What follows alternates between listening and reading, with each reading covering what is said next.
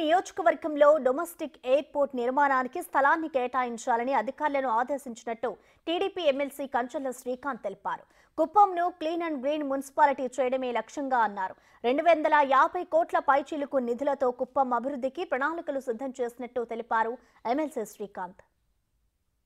Related EV based bus manufacturing companies కొన్ని companies కూడా ఇంకా కుప్పంలో వాళ్ళు వచ్చి పెట్టడానికి చాలా సుముఖత వ్యక్తం చేస్తున్నారు. దానికి సంబంధించి కూడా అధికారులందరూ కూడా చర్చలు చేస్తున్నారు. మొన్న ఏపీఐఐసి డైరెక్టర్ తిరుకూరు శ్రీధర్ గారు కూడా ఇక్కడికి రావడం జరిగింది. ఆయన కూడా అన్ని అంశాలు ల్యాండ్స్ కానీ ఇవన్నీ పరిశీలించి త్వరలో దానికి సంబంధించి ఎంఎస్ఎంఈ పార్కులకు సంబంధించి కానీ ఉన్న స్కీమ్స్ అవకాశాలన్నీ కూడా వివరించి అధికారులకి దానికి సంబంధించిన ప్రతిపాదనలు కూడా సిద్ధం చేయమని చెప్పడం జరిగింది.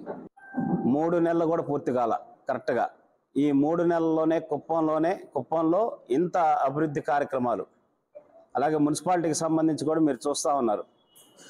క్లీన్ అండ్ గ్రీన్ మున్సిపాలిటీ లక్ష్యం దిశగా ఒక మోడల్ మున్సిపాలిటీ లక్ష్యం దిశగా కార్యక్రమాలు ఏ విధంగా రూపొందించారో అవి ఏ విధంగా ప్రారంభించడం జరిగిందో మీరు అందరూ చూస్తున్నారు.